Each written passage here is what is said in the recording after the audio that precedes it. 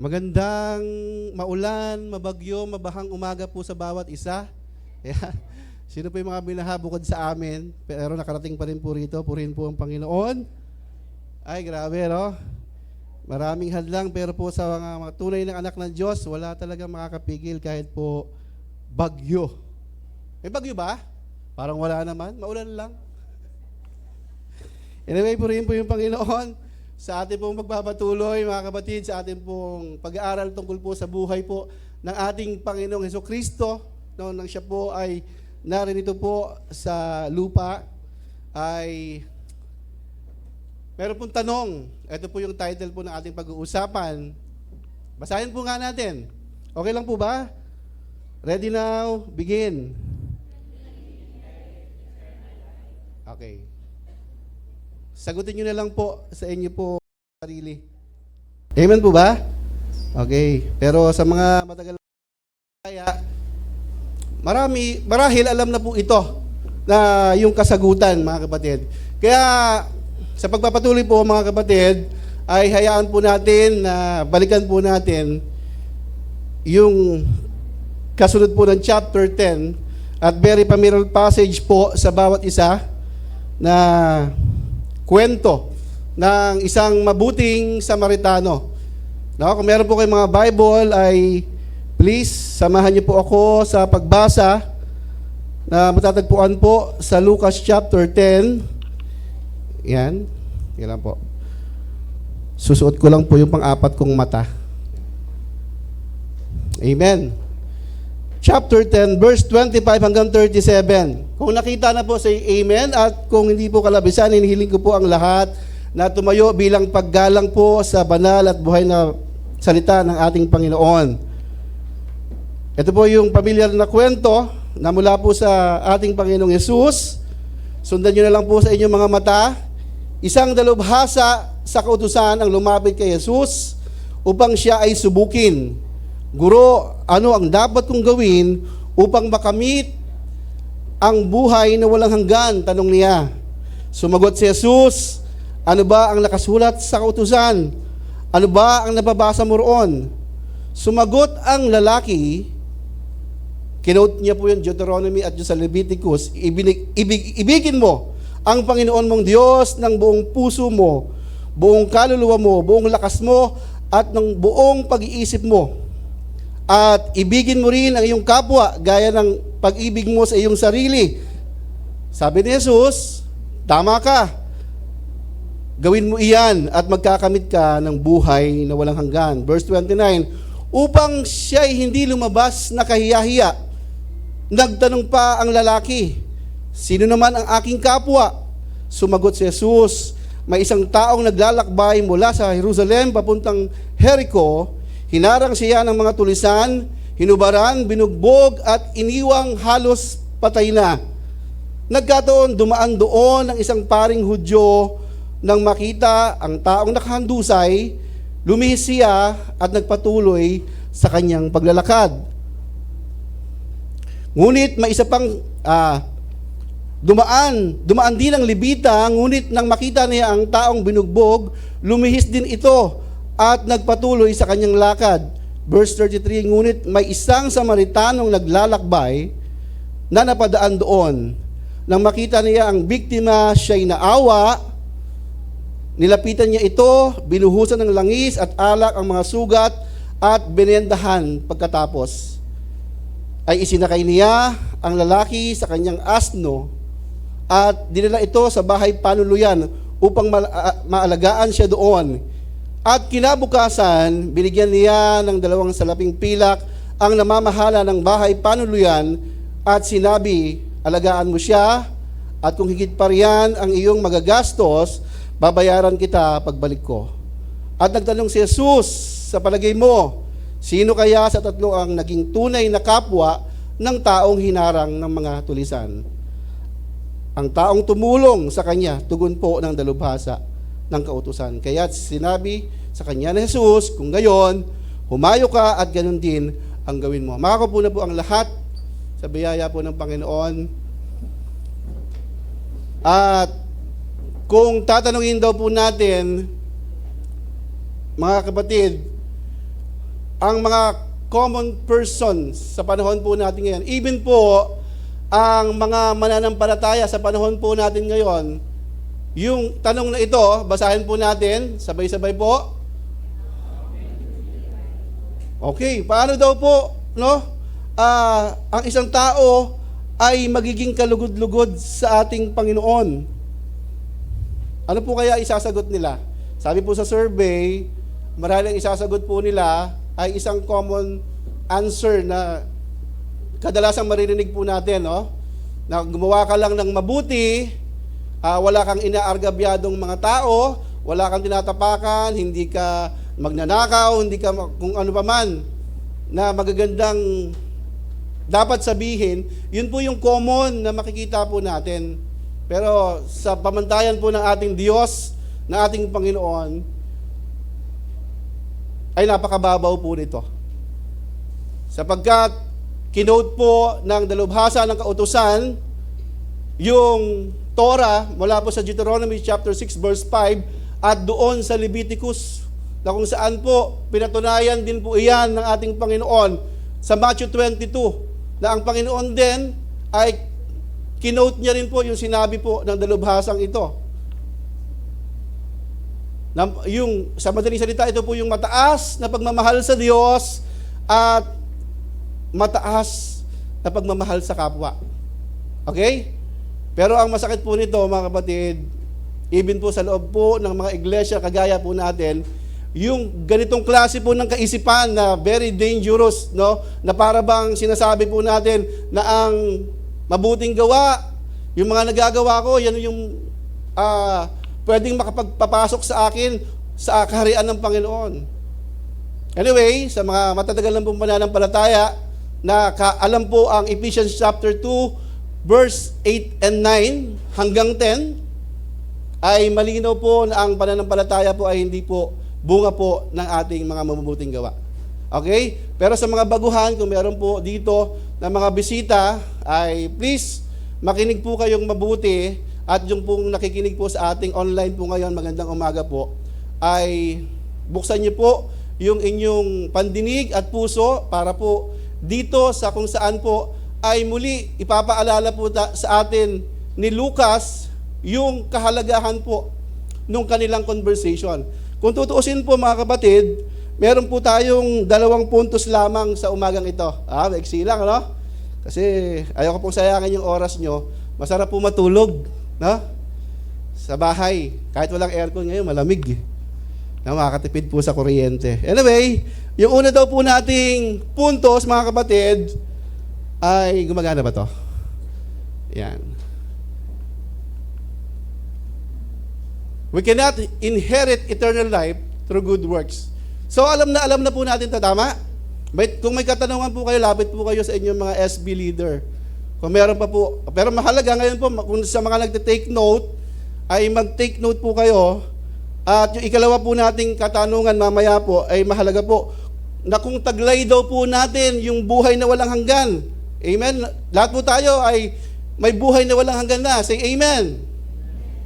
Yan, yung mga hindi nag-amen, parang Isa pa po, lahat po ba tayo ay may buhay na walang hanggan na? Ayun, lumalakas. Amen. Kung meron na daw po tayong buhay na walang hanggan, ang tanong po mga kapatid, ano naman ang ibubunga nito sa ating buhay? At maging sa iba. No? So, dako na po tayo sa unang puntos po natin. Sabi ko sa inyo, 2 lang po yung puntos natin. Ito po yung una, pero meron po siyang 2 subpoint na makikita po natin. Sabi po dito, yung kanilang conversation po ay pinakita po dito. Nung tinanong po ni Jesus, yung yung lawyer na sinasabi po dito, o yung dalubhasa, usually mga po yan, alam naman po natin yan yung mga Hudyo. Yan. Yan po yung mga nag-aaral po ng Torah, o yung 5 libro po na iniwan po ni Moses.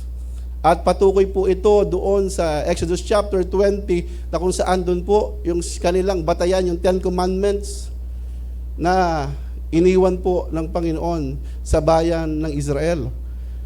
So ano po ang makikita po natin dito mga kapatid? Hindi direktang sinagot ni Jesus Christ yung tanong. nung lalaking ito. No? Katulad po ito nung nangyari, kung nagbabasa pa po kayo, kung nabasa niyo na po yung buong Lucas, sa verse 18 po, meron pong isang young ruler na parehas din po yung katanungan niya sa ating Panginoon. Panginoon, paano po ako magkakaroon ng buhay na walang hanggan? Ayan po ba, ang tanong na yan ay tanong po natin? O malinaw na po sa atin kung bakit po tayo may buhay na walang hanggan? Amen po? Dapat po malinaw po sa atin sapagkat malalaman po natin dito na hindi po ganun kababaw yung kinote po ng lawyer na ito. Hindi po ganun kababaw. Actually, ito po ay may kabigatang mensahe na kung saan po, nung ito po ay inaaral ko, ang dami kong sablay, Lord. Ang dami kong sablay. Ako po muna yung kinausap ng mensaheng ito. No? Kaya simula po, pinasa po ito, Martes hanggang Sabado, puro po ako repentance sa Panginoon. Kasi nakita ko po yung sarili ko, hindi po talaga tayo makakaabot. Ako po, personal. At wala pong makakaabot sa standard na ito ng Panginoon. At makikita po natin yung tanong na ito, na parehas pong itinanong. At makikita po natin yung papaano po sumagot ang Panginoon bilang isang wise counselor. Dahil sinagot niya po yung tanong na ito ng isa pang tanong. Ayon po sa istorya. At tinukoy niya po yung kasulatan na iniwan po sa bayang Israel. Yung sa Old Testament. Alam na alam po ito ng lawyer na ito at kung tutuusin po, tama po yung kanyang sagot at malinaw po yung kanyang kasagutan sa Panginoon. Pero ang sinabi ng Panginoon, do it. Yan din yung gawin mo.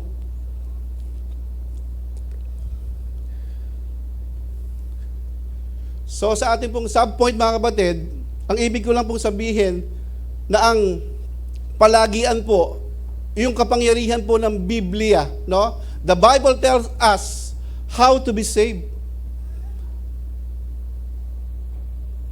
Ang Biblia daw po ay ginawa upang maging gabay po natin paano po maliligtas ang sangkatauhan. No? Ang bilis. Teka lang po ha. Yan.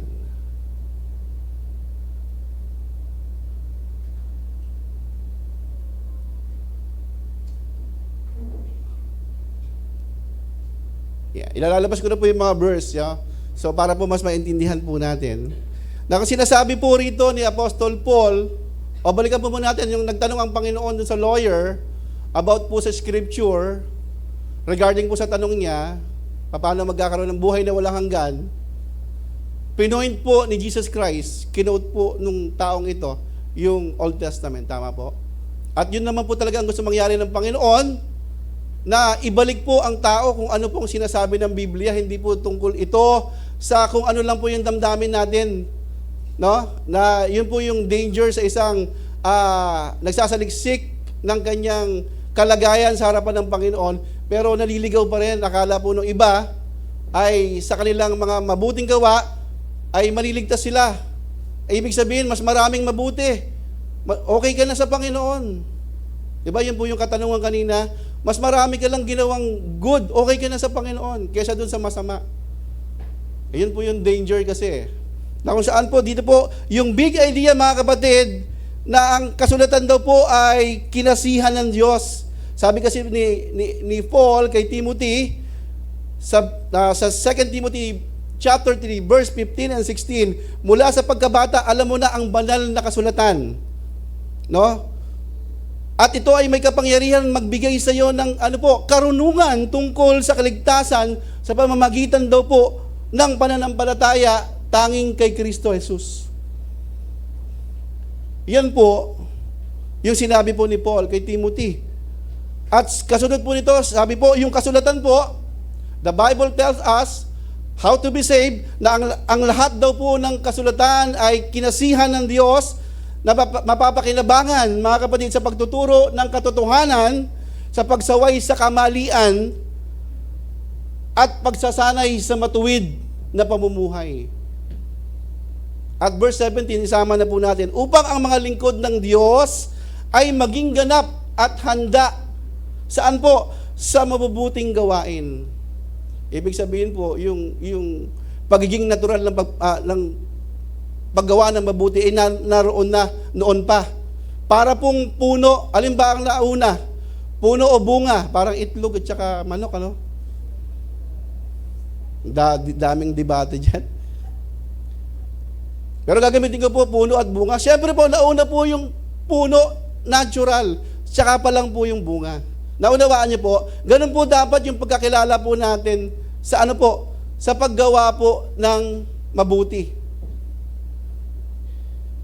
Sabi nga rin po ng John chapter 5, verse 39, ang sabi po dyan, habang tinutuligsa ng Panginoon yung mga Pharisee, sabi po niya, sinasaliksik nyo ang kasulatan sa pag-aakalang doon ninyo matatagpuan ang buhay na walang hanggan. At dinugtong pa po ng Panginoon, yung nakasulat dyan, kung talagang naunawaan nyo, patungkol yan sa akin. Pero di ba hindi po naunawaan? Hindi po nila naintindihan. Pero sabi po ng Bible, according kay Lucas, sila po yung mga eksperto, no, doon sa Torah. Sa pagpapatuloy po, sabi po, yung kasulatan daw po, the Bible tells us how to be saved. Ang ginagawa po ng Bible, according po sa Psalms 119:105, Thy words is the lamp unto my feet and the light unto my path. Ibig sabihin po, yung pattern po nito, na ang kasulatan daw po, na kinasihan po ng Diyos, ay siyang nagpapakilala po sa lahat, patungo po sa ating Panginoong Hesus, patungo po sa pagkilala sa ating Panginoong Hesus, sabi ibibigay niyang kaligtasan, at pagkatapos po, ginagabayan po tayo ng Word of God o ng Biblia, na ano po, mamuhay ng ayon po sa kalooban ng Panginoon. Thy words is the lamp unto my feet and the light unto my path. Napakaganda po sana kung ito po ay naunawaan po ng mga Pariseyong ito nung una pa lang, no? Pero magpatuloy po tayo. Pangalawang puntos po, doon po sa ating first point. The Bible tells us that salvation is apart from ourselves. Sa palagay niyo po, ibinibigay daw po ba ni Jesus Christ yung formula lamang para po maligtas? Sinabi ba niya na, yes, correct, go love perfectly, and you will inherit the eternal life? Sabi po, hindi po ganoon. Jesus is doing something na pinapaliwanag po ni Apostol Pablo sa Galatians chapter 3 verse 24. And sabi po dito, kapag naunawaan natin na tayo po daw ay makasalanan, ang Biblia nga po ay ilagi tayong ipinopoint kay Jesus Christ. Na ano po? Ano po yung kinanta natin? Wala siyang katulad. The only Savior. Pero unahin po natin yung James chapter 10. Sabi po dito, kung alam daw po ng Pariseyong ito, yung kanyang kalagayan, at kung ano yung nasusulat, nung kanyang kinote po yung dalawang pinakamahalagang utos na ito, dapat bilang isang taga-saliksik ng salita ng Panginoon, kung talaga nagsasaliksik siya, alam niya na hindi kailanman naabot ng kanyang sarili yung pamantayan doon na sinasabi. Yung standard ng Panginoon, very high, napaka powerful, napaka in demand. Love your God.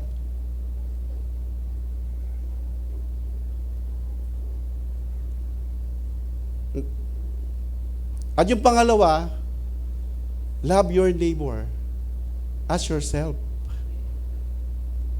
Kung ito raw po yung pagkaunawa ng taong ito ay na walang makakaabot sa Ama, no? Alam niya yung 10 utos, tama po? Expert sila doon. Pero sabi po, pag nalabag mo po yung isa sa 10 utos, mga kapatid, parang nalabag mo na rin po yung lahat eh. Sabihin, ganun po katindi ang standard po ng Panginoon. And sa Romans 3, verse 20, mga kapatid, ipinapakita ng kautusan kung gaano po yung kasalanan. Ibig sabihin po, ang kautusan po ay para pong salamin na ipinapakita sa atin yung ating mga kasalanan. Na dahil tayo po ay makasalanan, talagang sabi po ng verse kanina, wala pong nakaabot sa pamantayan ng Panginoon. Kung nauunawaan lang po ng Pariseyong ito, yung kanyang kinuot sa Panginoon, hindi naman sinabi ng Panginoon na natsambahan mo lang. Sabi ng Panginoon, tama yung sinabi mo eh. Tama. Ang problema, alam niya na hindi niya nagagampanan yung dalawang kinuot niya. So ang totoo po, mga kapatid, ipinapakita po ng kautusan na tayo pong mga makasalanan po ay hindi makakaabot sa pamantayan ng Panginoon. So tayo po ngayon ay, kaya dapat po pinapatunayan po na hindi natin kayang iligtas yung ating mga sarili. Pero yung law din po, yung kasulatan din po, ang nag-aakit po sa atin patungo po sa buhay na walang hanggan.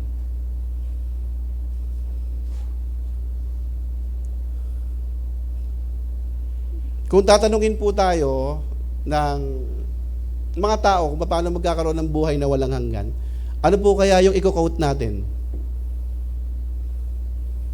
No, marami dito nasa isip, John 3:16. Natawa sila na.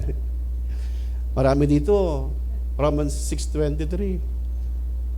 Romans 10:9, yung Romans Road. Alam na alam po natin, i-quote yan. Tama po? At ang lahat ng pong iyon ay tumutukoy po sa kabutihan. Sabi nga po talagang walang katulad po yung ating Panginoon. The only way, the truth, at yung pinagmumulan ng buhay. Only Jesus Christ, mga kapatid.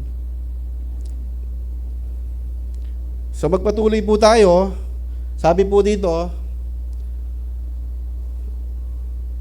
wala na ba? Ay, yan, second point na po tayo. Sabi ko sa inyo, mabilis lang 2 points lang Pero mahaba po yung subpoint po nito Okay, meron pa naman akong maraming oras. Sabi po nito, basahin po natin ng sabay-sabay, mga kapatid. Ready now, begin?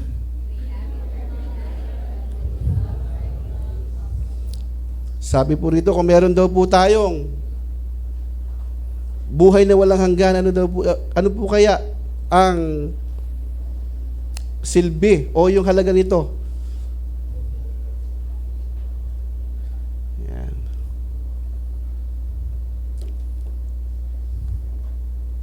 Ayan, naghang po yung aking PowerPoint. Ayan, sige po.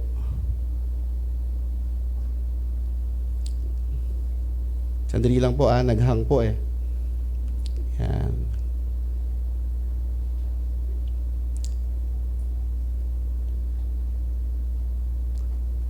Yan po. Sige. Love has a various expression. Yan po yung ating subpoint. Ang pag-ibig daw po ay ayon po doon sa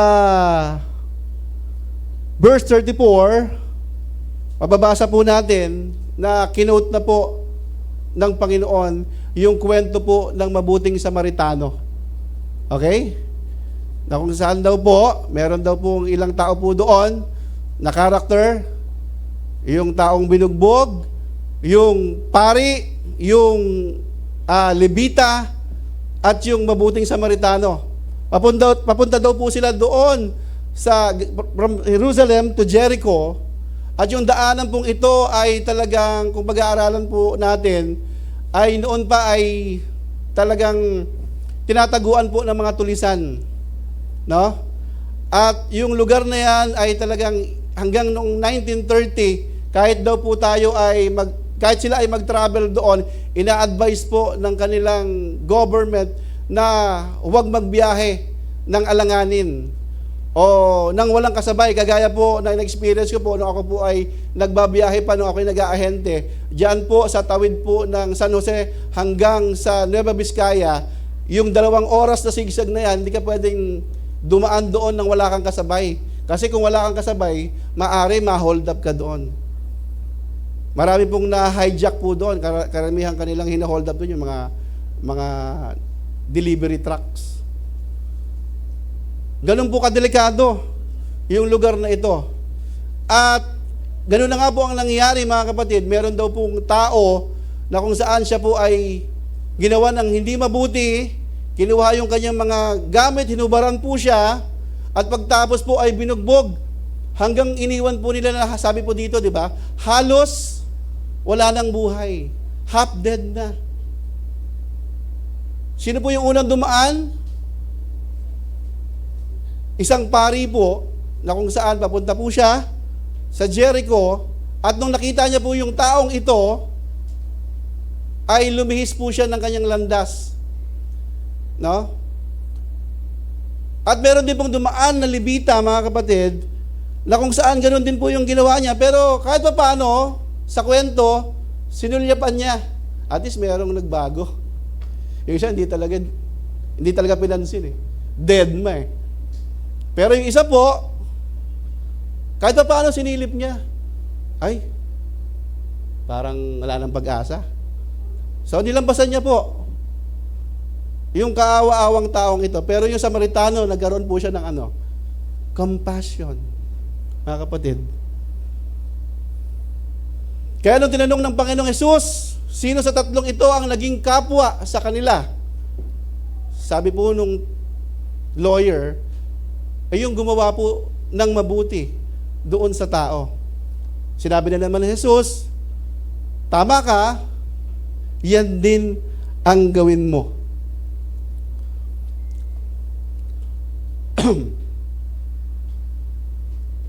Sige po, tayo po ay magpatuloy sa ating unang puntos. Love has various expression, mga kapatid. Sabi po rito, inilarawan po ng verse 34 ang tugon ng mabuting Samaritano. Mababasa po natin yan sa verse 34 pa lang po, napakarami na po niyang kilos na ginawa. Pansinin po natin, please, silipin niyo po yung mga Biblia. Ano po yung makikita po natin na ginawa po ng mabuting Samaritano, no? Una po, nagkaroon po siya ng compassion, kahabagan, na may kasamang pagkilos.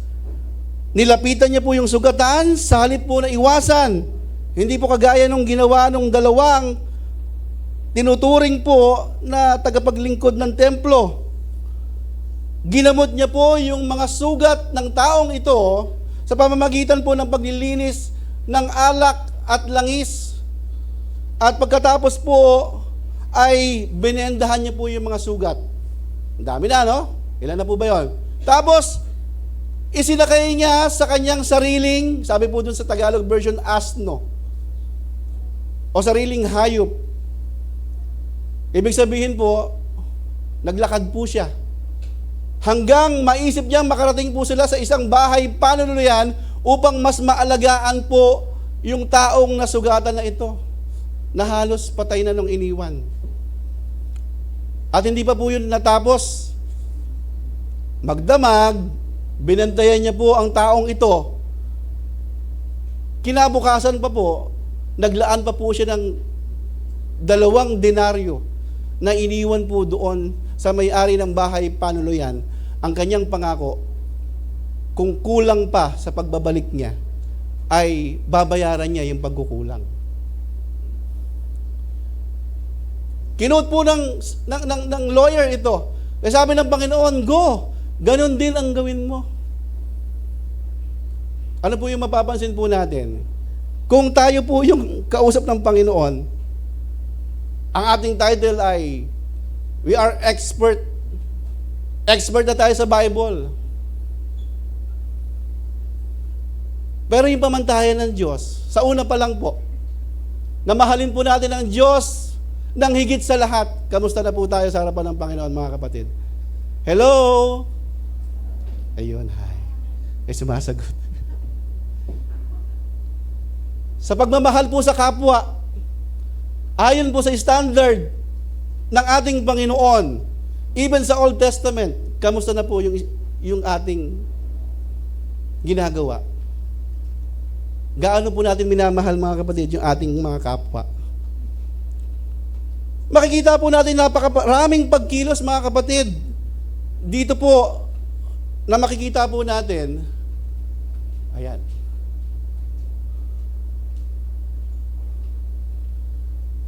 Ang daming ginawa ng taong ito na hindi po matatawaran at hindi po natin siguro lubos maiisip kung anong klase ng awa ang tinaglay ng taong ito para gawin niya. Unang-una, mga kapatid, sabi po ng komentary, yung taong ito na binugbog na iniwan na halos patay na, ay kalahi po. Isa rin pong Hudyo. Okay? Ang ibig sabihin po, sa history po ng Biblia, ang Hudyo at ang Samaritano po ay meron pong matagal ng pag-aalitan. Dekada ng hidwaan, dekada ng isnaban, dekada ng sama ng loob, na kung saan pag tinignan niya, ay Hudyo, kung ako yung Samaritano, mga kapatid, ano gagawin ko kaya? Yung natural na mangyayari. Kausapin po natin sarili na natin, yung galit na galit tayo, nakita nating nadapa, tutulungan natin. Pero matatawa ka pa, baka, nako, buti nangyari sa iyo yan. Di ba ganun po yung natural na expression po ng mga tao? Tama po ba? Imbis na iwasan po ng taong ito ng mabuting Samaritano, ang dami niya pong ginawang pagkilos. Ang dami niya pong ginawang para sa ikagiginhawa, ikaliligtas po ng tao pong nalagay po sa panganib. Kaya po sabi po ng 1 John, ang hirap lang ating 1 John 3:18, please open po yung ating mga Biblia. Huwag daw po tayong umibig sa salita, sa dila lamang, kundi sa gawa at katotohanan. Amen po ba?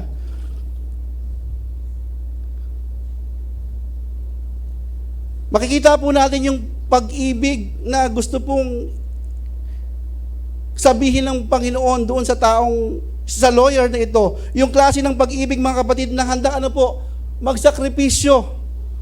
Totoo, hindi naman niya kilala eh. Hindi lang po yung sakripisyo po ng sarili, yung kanyang oras. Siyempre, napadaan siya doon, may sarili siyang pupuntahan.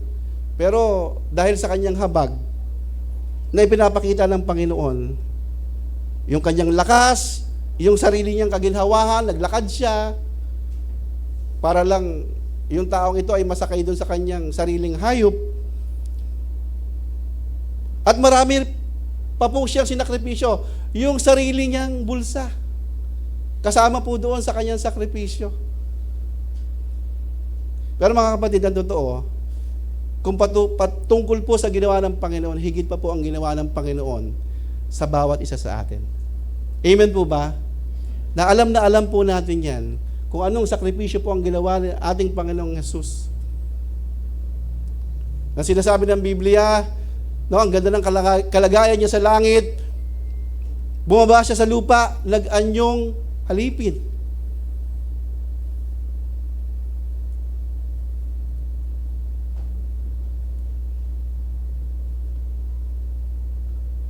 Anong klase ng pag-ibig yung tinutukoy po ng ating Panginoon? So tayo po ay magpatuloy. Sabi po rito, love is not limited by excuses. Meron po sanang malalim na hadlang, no? Kagaya po ng ating sinabi kanina. Kalaban namin itong taong ito, bakit ko tutulungan? Masama ang loob namin sa mga taong ito, bakit Bakit ko kaya siya tutulungan? Mga kapatid, nilampasan po ng taong ito yung mga hadlang. Hindi po siya nagdahilan. Hindi niya dinahilan na siya ay may sariling lakad. Kundi ano po, ibinigay niya po yung kanyang oras, yung kanyang lakas, kahit po yung kanyang salapi para po sa taong ito. Dahil nagkaroon po siya ng compassion. Di ba ganyan po si Jesus Christ?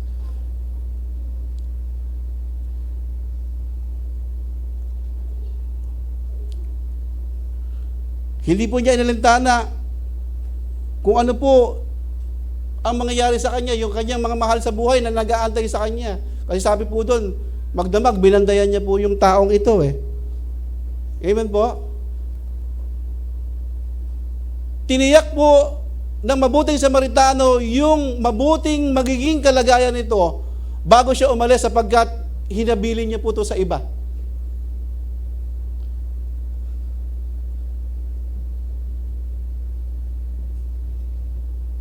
Kagaya po ng paghabilin ng Panginoon nung siya po ay umakyat sa langit, kaya na po niya tayo hinabilin. Di ba? Sabi niya sa mga alagad, huwag muna kayong aalis. Antayin niyo yung pinangako kong banal na Espiritu. Na kung saan yung banal na Espiritu, mga kapatid, alam niyo po ba yon? Na pumasok po sa buhay po natin, hindi na po tayo iiwan. Di ba tinupad ng Panginoon yung kanyang pangako sa atin? Amen?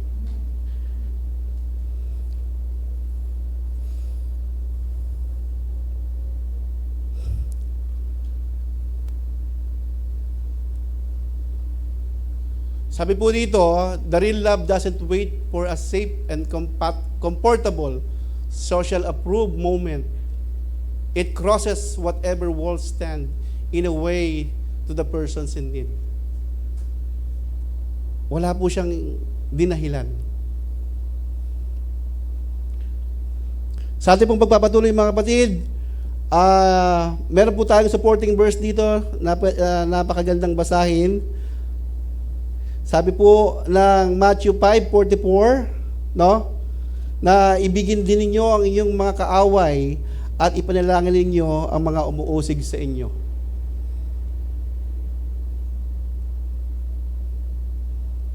Kinakausap na po ba tayo? Sa talatang ito.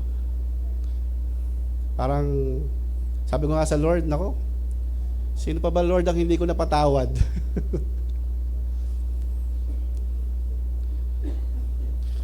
Sabi ko, napatawad ko na yung nanghuli sa akin. Nag-penalty ako ng 1,000 eh. Kasi niligaw po ako ng Waze, napasok ako sa one-way, sa BGC. Habang susunduin ko yung aking passenger, antindi po ng mga pulis doon. Pero pinatawad ko na po yun. Hinabol pa ako noon eh. Pup! Hinintuan ako. Sabi niya, ano ka? Pumasok ka sa one-way, huli ka. Pero ang dapat po penalty po noon 2,000. Pero mabait naman po siya kaya pinatawad ko na. Ginawa na lang pong 1,000. Pero ang layo po ng binayaran ko sa Taguig pa. Anyway, ibigin po natin yung ating kaaway. Sabi po rito. At ipanalangin po natin yung mga umuusig sa atin. Kaya po ba natin gawin yon?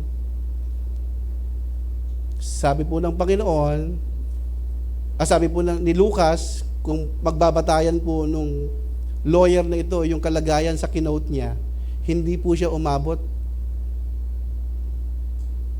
Kahit dun sa pangalawa lang, na standard na gustong mangyari ng Panginoon.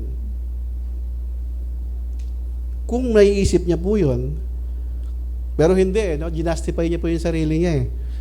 Sabi niya, sino yung aking kapwa? Ayan po, sige po. Sino yung aking kapwa? Na para bang sinasabi niya,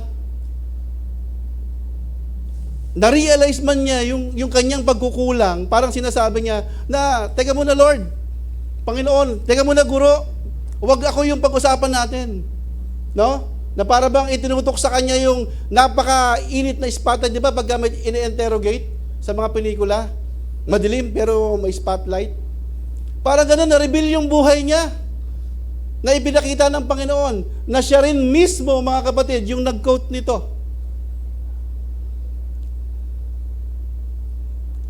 Pero alam niya sa sarili niya, hindi po siya nakaabot doon sa standard na yon. Kaya sabi niya, para i-justify po yung kanyang sarili, mga kapatid, sabi niya, sino po yung aking kapwa?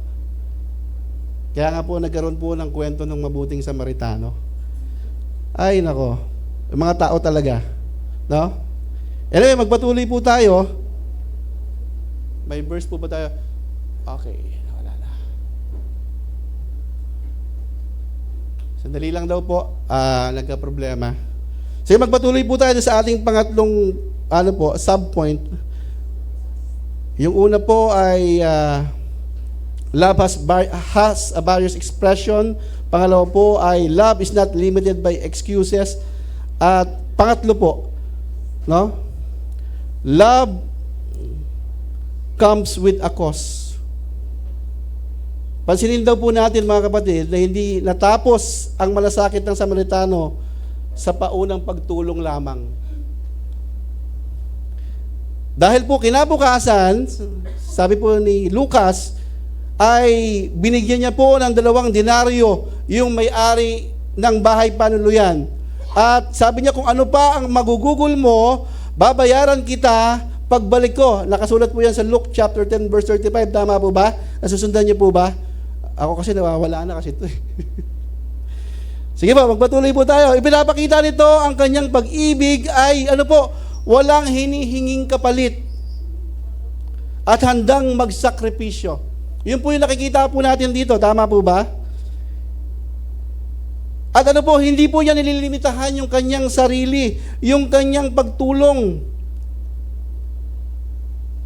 Hindi po ito yung pinili niya yung madaling pagtulong.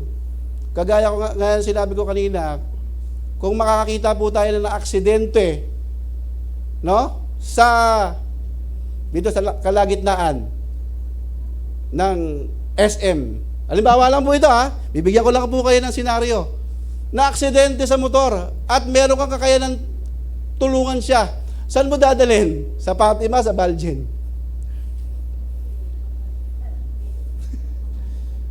Di may limitasyon yung pagtulong mo. Pero yung taong pong ito, mga kapatid, no? Sabi po rito, hindi po siya nalimitahan na kung ano po yung komportable o ano yung madali, even kung ano po yung mura. Yung iniwan niya pong 2 denaryo po ay katumbas na po ng 2 araw na sahod ng isang ordinaryong manggagawa nung time na yon at sapat para po sa 2 linggo na pangangailangan nung nasugatan.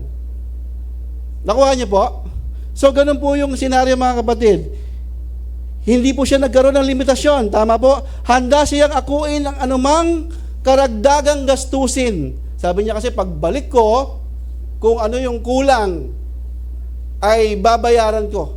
Ibabalik ko po sa inyo. Sabi po ng 1 Corinthians chapter 13, verse 3,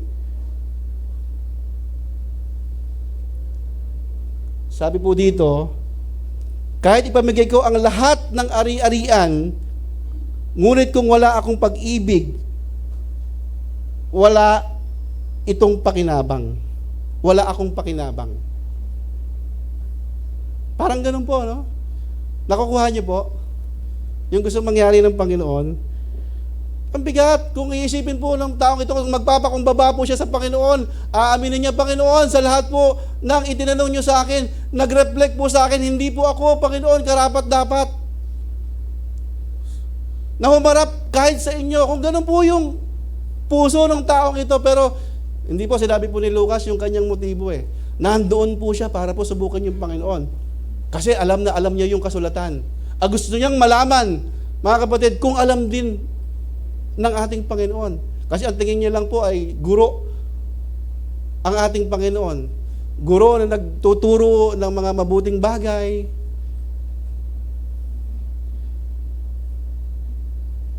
Sapagkat ang tingin niya po sa pinanggalingan po ng Panginoon ay mahirap lang. Sila po ay yung mga nakakaangat-angat sa buhay at kaya magbayad ng mga magagaling na tagapagturo that time. Kaya po ang kanyang puso, ang kanyang intensyon ay subukin ng Panginoon.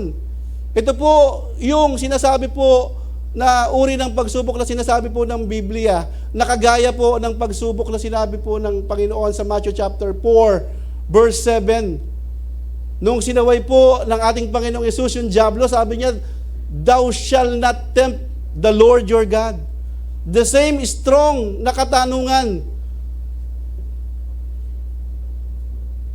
Thou shall not tempt or put on trial. Ganun po yung piniliwanag ni Lucas, yun po yung pinakita niya. Pero kung magpapakumbaba po yung taong ito, aaminin niya na, Panginoon, hindi po ako nakaabot sa pamantayan po ninyo. Sabi po ni Apostol Pablo,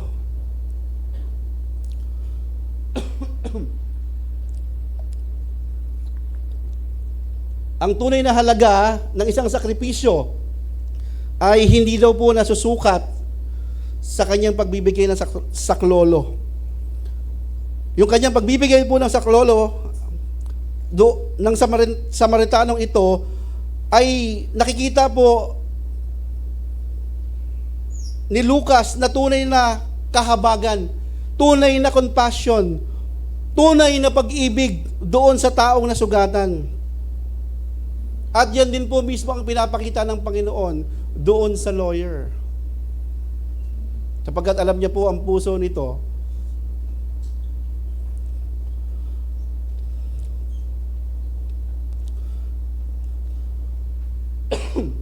Sabi po ng John 15:13, walang hihigit pa sa pag-ibig ng isang tao kaysa rito na ibinigay niya ang kanyang buhay para sa kanyang mga kaibigan. At yun din po ay tumutukoy po kay Jesus Christ. Naalala niyo po yung unang punto natin, pag nalaman po ng tao na siya ay makasalanan, ang Biblia po ay nagko-correct sa kanya at pagkatapos po ang kasulatan po ay nagtuturo sa kanya sa Panginoon.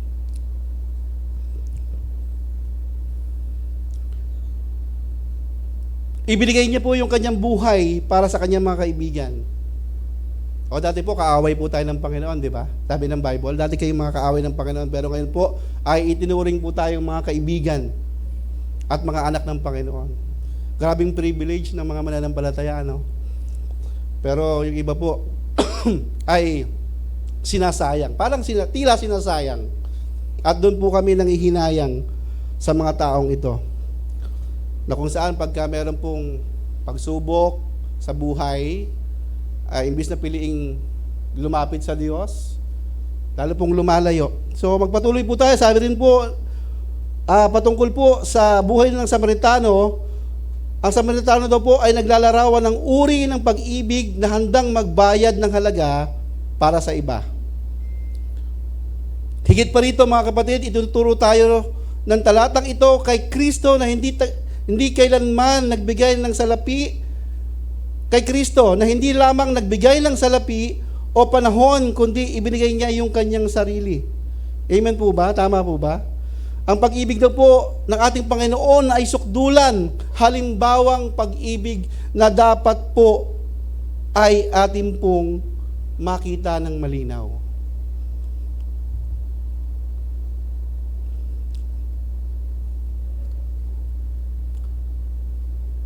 Yan, so last na pala ito. So, sa challenge na po tayo. At pagtapos po nito, ng kwento ko uli, tungkol po sa isang chief surgeon. Sa ano daw po siya? Ano ba yung hospital na iyon? Yan. Siya po ay si Scott Kurtzman. Siya po ay nagtatrabaho po sa Waterbury Hospital sa Connecticut, sa USA po ito. No? Na habang papunta daw po siya sa isang pagtitipon at siya po yung tagapagturo, lecturer doon, ay habang sa daan po ay nasaksihan po niya yung malagim na trahedya na aksidente. Na po, na kinasangkutan daw po ng 20 mga sasakyan, mga kapatid. At bilang doktor, meron po silang mga katungkulan, pangako po sa kanilang profesyon, di ba? Meron silang panunumpa. At bilang doktor po ay naitanim po yan niya sa kanyang sarili. Kaya po ang ginawa po niya, mga kapatid, huminto po siya doon sa pinangyarihan at sumigaw po siya, sino ang nangangailangan ng tulong? At pagkatapos daw po ng 1 oras kalahati ng kanyang pagtulong at nadala na sa mga pagamutan yung mga nasugatan, sinabi niya sa sarili, salamat at nagampanan ko yung aking ipinangako. Grabe po yung puso po niya, no? At balikan po natin muli, mga kapatid, yung lawyer. Sabi ko nga po, kung talagang marirealize niya na hindi po siya nakaabot sa standard ng Panginoon at na-realize niya na ako yung pinatutukuyan, napakabigat sa akin na hindi ko nagagampanan kung ano yung tinuturo ko, kung ano yung nalalaman ko. Sasabihin niya po, yes, practically, alam niya, no? Yung law. Pero po, sa application, nakita niya po yung sarili niya, bagsak na bagsak po siya.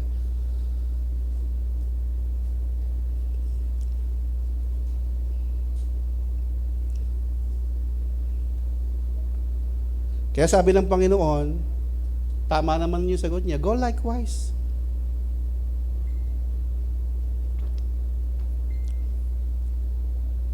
Sabi po ng James 2 verse 15 chapter 2 verse 15 hanggang 17, babasahin ko po. Halimbawa daw po, may isang kapatid na walang maisuot at walang makain. Kung sasabihin ninyo sa kanya, patnubayang kanawa ng Diyos, magbihis ka at magpakabusog. Ngunit hindi nyo naman binibigay yung kanyang kailangan. Ano daw po ang silbi niyon? Parang pong yung lawyer, no? Dalubhasa sa kautusan. Yun po yung title niya. Dalubhasa, mga kapatid.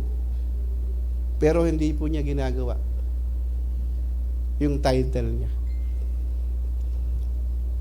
Kaya po ang problema, hindi po yung kanyang kaalaman, kundi yung kanyang pagkilos. Sabi ng Panginoon, do it.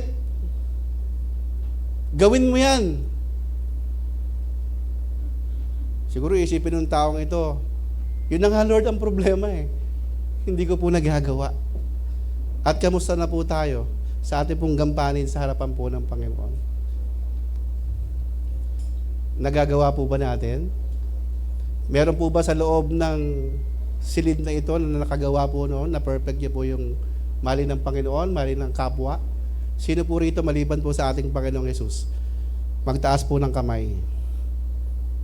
Wala po, no? Only Jesus, mga kapatid. Only Jesus. Kaya nga po, mga kapatid, iyon po yung kapangyarihan ng gospel ng ating Panginoon. No? Yun po ang dahilan kung bakit, sabi ng Panginoon, kung maalala niyo po, yung Revelation chapter 3 verse 20, na ang Panginoon daw po ay kumakatok sa pintuan. Yung pintuan daw po doon, yung ating mga puso, mga kapatid.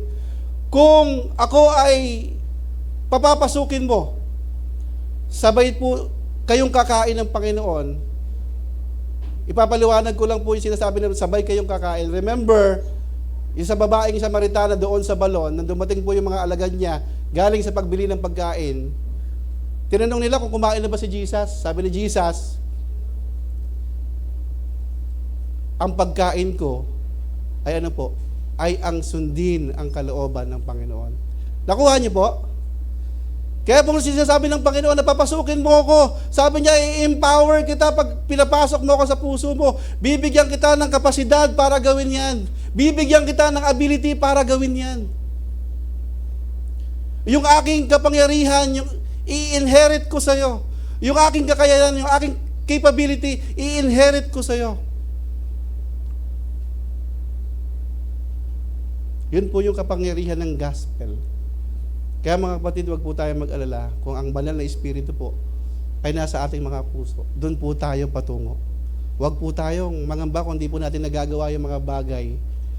Pero ang mahalaga po na realize mo, hindi mo kayang iligtas yung sarili mo. Kailangan mo si Jesus. Amen po? Hindi natin ito magagawa. Sa sarili lang po natin. Pero salamat sa Panginoon, we can do all things through Christ who strengthens us. Amen po ba? Tayo po ay manalangin. Dakilang Diyos na makapangyarihan sa lahat. Uli salamat, Panginoon, sa iyong paalala sa amin, Panginoon, na kami bilang mga anak mo, Panginoon, ay mamuhay ayon po sa iyong kalooban. Malaman po namin, Panginoon, na wala pong nakaabot sa iyo pong standard, Lord. Pero salamat po, no? Panginoon, yung aming pananampalataya sa iyo, sa aming pananampalataya sa aming Panginoong Hesus, na tila parang damit po na isusuot po sa amin, hindi po para madumihan kung ano po yung inisusuot sa amin, Panginoon, na puting damit na iyan. Yung law, Panginoon, magagawa po namin yan, Panginoon, dahil, Lord, ikaw ay nasa aming mga buhay, nasa aming mga puso. At kung hindi po namin kayang gawin, Panginoon, yung mga bagay na alam mong hindi namin magagawa, Panginoon, sinasamahan mo kami, Panginoon, para po yung bagay na yan ay para pong isang natural na puno na pagdating po ng panahon ay magbubunga, Panginoon. At yung bungang iyan ay pag naitanim, Panginoon, ay magiging puno ulit. At magtutuloy-tuloy po yung kabutihan, kagaya po ng sinabi mo, Panginoon, sa verse 17 po, ng 2 Timothy, chapter 3, na hininanda mo po ang iyong mga anak para po sa paggawa ng mabuti. Hindi po kabutihan ang nauna, naroon na po ang kabutihan, Panginoon, pero dahil po sa kasalanan, Panginoon, nawala po yung kapangyarihan iyan. Pero Lord, nandiyan ka, Panginoon, para muli, Panginoon, gabayan kami. Pagtagumpayan namin, Panginoon, anuman pong kasamaan na ginagawa ng mundong ito. At mapalitan po muli ito ng kabutihan at kabanalan na nagmumula po sa iyo. Kaya maraming salamat, Panginoon. Ikaw yung aming Diyos na pinakadakila sa lahat. Sa pinakamataas na pangalan ng aming Panginoong Hesus. Amen.